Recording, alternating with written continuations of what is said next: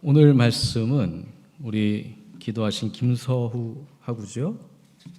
기도하신 맨 마지막 구절로부터 시작합니다. 우리를 너무나도 사랑하셔서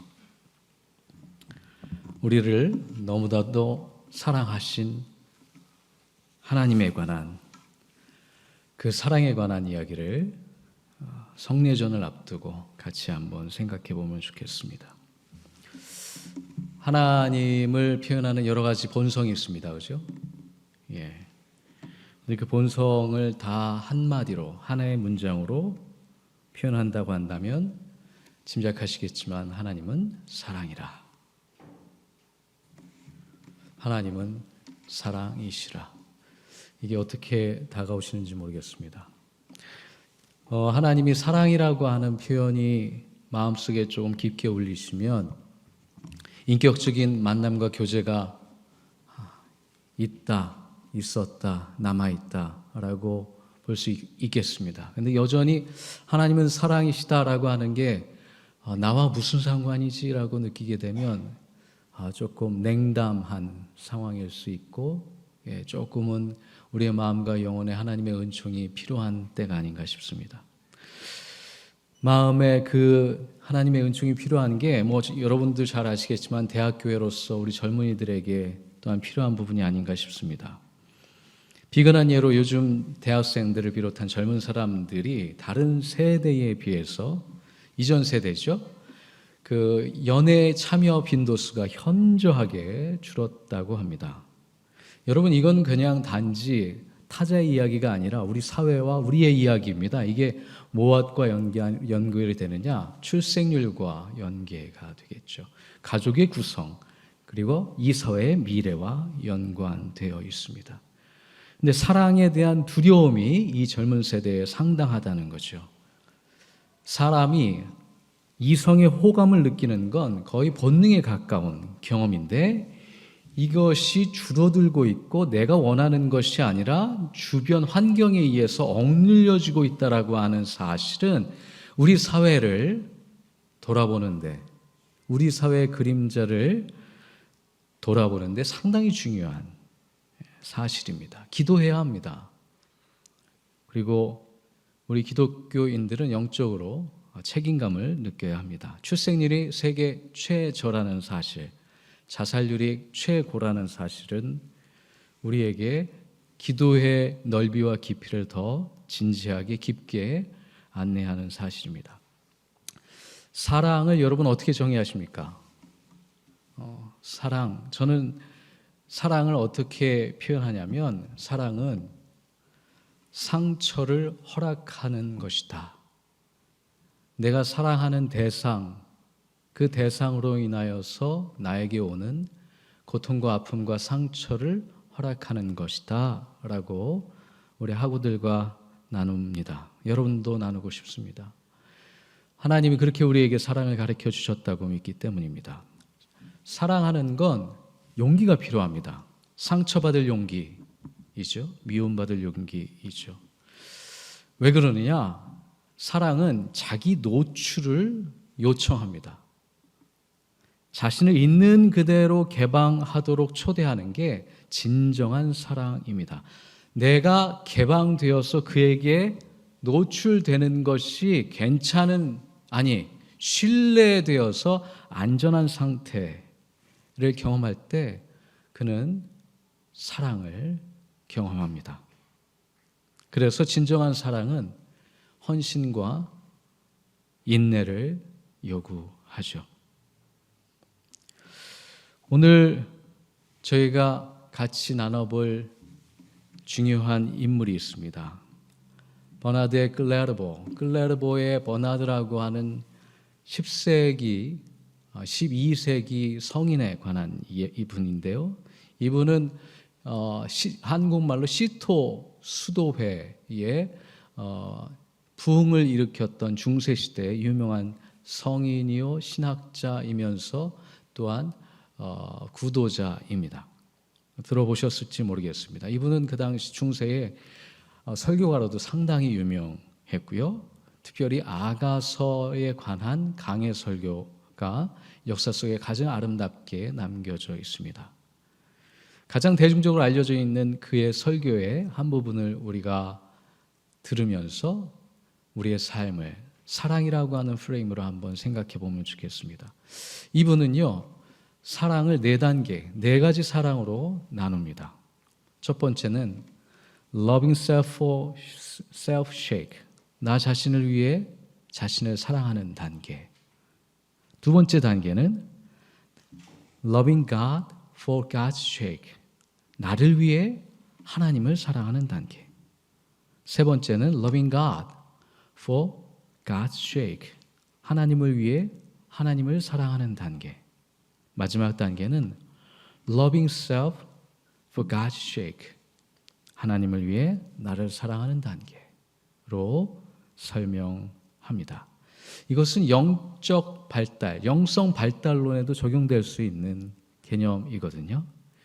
첫 번째, 나 자신을 위해서 자신을 사랑하는 단계. 이건 아주 일반적인 사랑입니다. 우리가 이 사회에 살면서 문화적으로 경험하게 되는, 듣게 되는 수많은 사랑의 가장 기초적인 모형이라고 볼 수 있겠습니다. 내가 잘 돼야 합니다. 나는 행복하길 원합니다. 내가 성공해야 합니다. 왜요? 나를 사랑하기 때문이죠. 누가 자신을 증오하는 사람이 있겠습니까? 있긴 합니다. 심리치료적으로 자신을 증오하는 사람들이 있긴 하지만 기본적으로 사람은, 인간이라고 하는 존재는 자신을 사랑하는 본능이 있습니다. 그것이 오늘을 살아가는 모든 에너지의 기원이며 정당성입니다. 자기 탐닉적인 사랑이 지나치면, 그런데 여기에 쾌락적 사랑의 오류에 빠지게 되죠. 중세시대에 가장 뚜렷하고 강력한 가르침이 있는데요.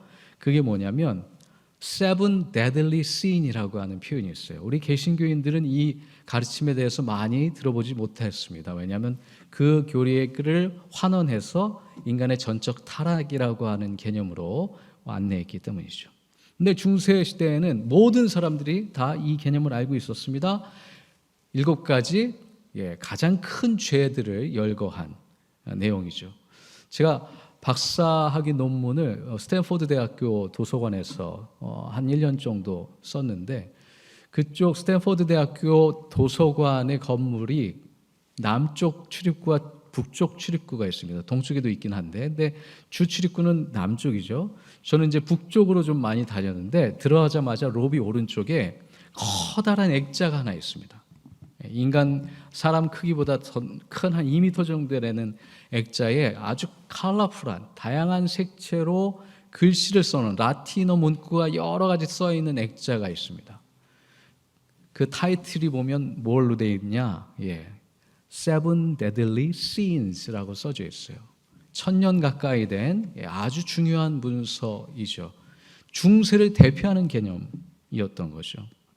거기에 하나가 lust라고 하는 죄입니다. 탐욕이죠.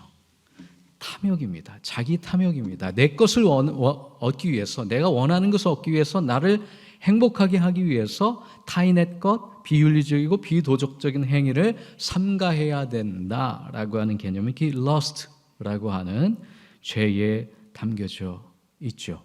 현대인들은 영적인 감각이 깨어나기 전에 이 lust에 쉽게 노출이 됩니다. 그리고 어떤 의미에서 자기 탐닉적인 나르시시스적인 사랑을 하고 있는 현대인들은 어떤 의미에서 집착과 강박에 빠지기 쉬운 이유는 자연스러운 것 같습니다.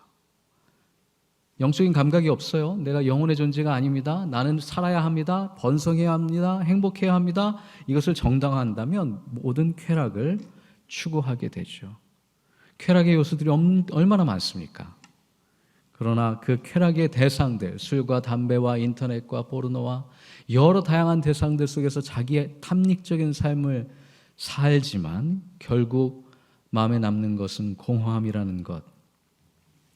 그것은 제가 다 경험해 봐서 압니다. 영혼이 깨어나서 내가 창조되었다는 사실, 내가 사랑으로 지어졌다는 사실을 깨닫지 못하면 여전히 그 영혼은 자신도 모르게 사랑의 굶주림에 허덕이며 살게 되죠. 그 사랑이 뭡니까? 나를 위해서 나를 사랑하는 사람입니다. 두 번째 단계, 버나드는 나를 위해 하나님을 사랑하는 단계가 있다고 합니다. Loving God for self's sake. 이 단계는 어떤 단계냐? 내가 내 삶에 책임을 지겠다. 왜? 내 삶은 내 거니까. 이렇게 열심히 최선을 다하여 삽니다. 그러나 인생이 내 뜻대로 되지 않지 않습니까? 어려움과 시련과 역경을 만나게 돼서 비로소 내 한계를 넘어서는 어떤 대상과 세계가 있다는 것을 깨닫게 된다는 거죠. 그러면 뭐 하게 되죠? 종교가 없는 사람도 기도하게 됩니다. 하나님, 부처님, 알라님, 비로소 하나님께 돌아와 도움을 요청하게 되는 단계. 이게 두 번째 사랑의 유형이라는 것이죠. 나의 안위와 나의 안전은 내 책임이다 라고 생각해서 살아왔는데 그 고난과 역경은 도저히 내 능력으로는 감당할 수 없는, 그래서 이제 나의 안위와 번영과 안전을 창조주에게, 창조주에게 의탁하는, 그리하여 사랑의 관계를 시작하는 단계라는 거죠. 하나님께 보호를 요청합니다. 이 단계는 감사하게도 영적인 인식이, 영혼의 여정이 시작되는 단계입니다. 근데 이 단계에 가지고 있는 한계가 무엇이냐? 여전히 하나님은 자신을 위해 존재하는 대상이기 쉽습니다. 나의 번영을 위해서, 나의 안위와 안전을 위해서 하나님은 필요한 거죠. 살아계셔야 합니다. 왜요? 내가 잘 돼야 하니까. 하나님을 사랑한다고 하지만 결국 그 사랑의 혜택은 내가 보는 단계입니다. 하나님 없이는 아무것도 할 수 없습니다. 그러나 하나님이 요청하시는 것은 받아들이긴 쉽지 않은, 내가 필요한 부분만 하나님께 요청하는 단계이죠. 인간관계에서도 삐뚤어진 모습들 많이 볼 수 있습니다. 사랑이라고 하는 이름으로 가르치고 돌보고 양육한다고 하지만 사실 그것은 내 안의 필요를 투사하는 모습들이 상당히 많습니다. 부부 간에 그런 모습들이 있고요. 자식 간에, 부모와 자식 간에 그런 모습도 있고요. 사랑하는 사람 관계에서도 있고요. 친구 관계에 있어서도 충분히 볼 수 있는 현상입니다. 나는 널 사랑해. 꼭 이렇게 해야 돼. 나는 널 사랑해. 그래서 하는 얘기야. 넌 이걸 꼭 해야 돼. 이걸 꼭 해야 네가 잘 돼. 내가 인생을 살아보니까 너 이 시기에는 이걸 꼭 해야 돼. 내가 오라. 내 말 좀 들어. 나는 너를 사랑하기 때문이야. 어떻게 보면 사랑이라는 포장으로 때에 따라서 우리의 필요와 우리의 디자이어를 투사하는 모습일 수 있기에 여전히 불완전합니다. 그럼 세 번째 단계는 어떤 모습일까요? Loving God for God's sake. 하나님을 위해 하나님을 사랑하는 단계. 적어도 우리 신앙인은 이런 모습을 지향하고 추구해야 합니다. 예수님이 그렇게 그 길을 열어놓으셨기 때문이죠. 이제 사랑이 성장할 뿐만 아니라 성숙해지는 모습입니다. 시련과 고난, 역경을 지나면서 우리의 영혼은 하나님의 보호하심과 신실하신 은총 가운데 겸손해집니다. 내 능력으로 내 삶을 경영하겠다라고 하는 그 판단, 하나님 앞에 내려놓고 모든 것이 주님께서 주셨기에 이제 모든 것이 주님 안에서 가능해야 된다, 주님의 뜻대로 되어야 된다라고 하는 고백이 여기에서 시작됩니다. 기도를 통해서 신비한 은총을 경험하고 초월적인 하나님의 사랑 안에서 내 영혼이 자라고 있다, 내 영혼이 성장하고 있다, 내 영혼이 비로소 잘 되고 있다라는 경험을 하게 되죠. 이 단계의 기도는 단순해집니다. 네, 그렇죠. 기계가 도와줄 수는 없죠. 네, 죄송합니다. 제 목소리가 좀 걸리적거린 것 같습니다. 우리의 필요, 우리의 요청, 그것들이 더 이상 하나님의 뜻 안에 때에 따라서는 무의미하게 너무 작게 느껴지기 때문에 단지 이때의 이 영혼의 기도는 순전한 사랑을 목말라 하는 기도입니다. 주님 사랑합니다. 주님 사랑만으로 만족합니다. 주님의 사랑이 내 영혼을 온전케 하십니다.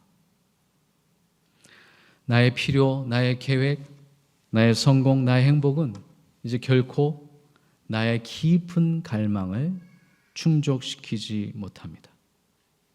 그리고 우리의 영혼을 위해서가 아니라 이젠 하나님의 영광을 위해, 하나님의 나라를 위해, 하나님의 그 사랑스러움을 위해 내 삶이, 내 인생이 만족될 수 있는 그 단계로 진입하게 되죠. 주님이 나의 삶을, 주님의 사랑이 나의 영혼을 만족시킨 그 깊은 우물과 같은 기쁨과 감사가 가득한 단계입니다. 이 단계에서는요, 예수 그리스도의 계명을 지키는 게 그렇게 어렵지가 않아요. 이웃을 내 몸과 같이 사랑하라 라고 하는 말씀이 너무나도 어렵지 않습니까? 왜요? 나와 이웃이 분리되어 있잖아요. 뚜렷한 경계가 있습니다. 내 경계에 들어오지 마세요. 나도 들어가지 않겠습니다. 이게 개인주의죠? 예. 그런데 삼위일체적인 역동 기억나십니까? 성부, 성자, 성령께서 하나가 되었듯이 우리도 그 계명 따라서 내 몸과 같이 이웃의 아픔, 이웃의 역경, 이웃의 고난을 그냥 지나칠 수 없는 사람이 됩니다. 하나님의 사랑을 표현하고 나눌 때 가장 깊은 기쁨을, 감사를 맛보는 단계가 되죠. 여기쯤 되면 신앙이 충분히 만족할 만하지 않나요? 근데 우리 신앙은 우리의 삶을, 우리의 인간됨을 넘어섭니다. 신비적입니다. 초월적입니다. 왜? 하나님이 그러하시기 때문에 그렇죠. 한 단계가 더 남았습니다. 하나님을 위해 나를 사랑하는 단계이죠. 이래도 되나요? 이럴 수 있습니까? 그러나 하나님의 사랑은 그 단계를 허락하십니다. 신비하고 초월적이어서 이 땅에 살면서 이 몸을 덧입고 체험하기에는 너무 찰나의 경험입니다. 어떤 순간의 경험, 카이로스적인 경험이라고 얘기할 수 있겠습니다. 그래서 이 사랑의 단계를 관상, 컨템플레이션이라고 표현하기도 하죠. 하나님과 내가 경계가 없이 서로 어울리고 사귀면서 하나님의 기쁨이 나의 기쁨이 되고 내가 하나님의 기쁨이 되는 그 지점에 이르게 됩니다. 또한 이 단계에서 우리는 주기도문의 고백을 경험할 수 있습니다. 하늘에서 이루어진 것처럼 땅에서도 이루어지게 하소서. 그냥 허투루 넘길 수 있는 기도가 아닙니다. 우리는 하늘에서 하나님의 뜻이 이루어진 것처럼 이 땅에서 우리의 삶에 그 뜻이 이루어지도록 부름받은 존재이죠. 하나님과 내가, 하늘나라와 하나님의 나라와 내 나라가 분리될 수 없는, 우리는 하나님의 나라에 들어가서 이제 더 이상 내 존재가 느껴지지 않는, 그럼에도 불구하고 기쁨과 감사가 넘치는 신비한 단계에 이르게 됩니다. 비유로 설명해 볼까요? 와인병 하나가 있습니다. 그 와인병 안에 물방울 하나가 떨어졌어요. 거기엔 물이 존재하나요? 머리로는 존재할 수 있겠다 하겠지만 분리돼서 이해할 수 있나요? 물은 와인병에 들어가 자기의 정체성을 잃어버린 것처럼 보이지만 와인의 색깔과 그 맛을 덧입은 존재가 됩니다. 와인과 하나가 되는 것이죠.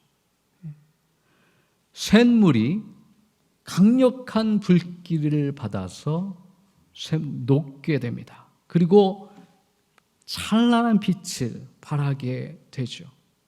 자, 이제 인간의 눈에는 이게 불인지, 이게 빛인지, 이게 샘물인지 구별이 되지 않는 단계가 용광로 안에 있습니다. 쇠는 존재하는 걸까요? 존재하지 않는 걸까요? 그게 무슨 상관이 있습니까? 밝은 빛, 그 놀라운 불 가운데 하나 되어 있는데, 오늘 말씀은 너무 많이 들어서 식상하기도 합니다. 이 말씀 또 나왔네. 교회력에 따라 어쩔 수 없이 만나게 되는 본문이지만 뭘 들을 게 뭐가 있을까, 이 본문에. 여러분, 만약에 사랑이라고 하는 단어가 여전히 내 마음과 영혼을 설레게 한다면 이 본문만큼 설레는 본문은 없습니다. 내 안에 거하라.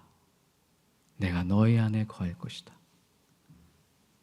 내 사랑 안에 머물라. 그러면 나의 생명이 너의 생명 안에 거하고 너희를 새롭게 할 것이다. 나로부터 떨어져 있는 가지는 말라 비틀어져서 불에 타서 버림받는 존재가 되지만 포도나무 안에 걸려져 있는 너 가지는 영원히 약속되어 있는 열매를 매 절기마다 얻을 것이다. 설레십니까? 네. 이 말씀이 우리에게, 여러분에게 우리 일상에 설레는, 이 봄이 우리에게 주는 설레임만큼, 사랑이 우리에게 주는 설레임만큼 그런 설레임이 선물로 주어지기를 바랍니다. 사랑 안에 머무십시오. 예수님의 사랑 안에 머무십시오. 그 안에 사랑이 있습니다. 평안이 있습니다. 위로가 있습니다. 능력이 있습니다. 지혜가 있습니다. 아픔이 있습니다. 그러나 그 고통은 우리의 사랑을 더 깊게 하고 성숙하게 하는, 예수님의 사랑을 닮아가게 하는 사랑인 줄 믿습니다. 생명의 기원, 영혼의 기원이신 예수님의 사랑 안에 거하여 오늘도 새롭게 되어지시는 축복이 우리 가운데 있길 빕니다. 또한 성례전은 하나님의 사랑입니다. 그 사랑을 받아 먹고 누리시는 축복을 덧입기 바랍니다. 잠깐 말씀을 생각하며 기도하시겠습니다. 생명의 주여, 사랑의 주님 대신 아버지 하나님, 우리를 이 거룩한 식탁에 초대하여 주시며 그 생명을 또한 부여받을 수 있도록 인도하시니 감사합니다. 우리의 양식이 되신 주님, 당신을 먹고 그 거룩한 양식을 통하여서 우리의 삶이 온전해지기를 간절히 소망합니다. 우리의 마음과 영혼과 건강 가운데, 우리의 관계 가운데, 또한 우리의 사명과 비전 가운데, 또한 우리 대학과 의료원 가운데 당신의 영원한 생명으로 채워 주시옵소서. 예수님의 이름으로 기도드립니다. 아멘.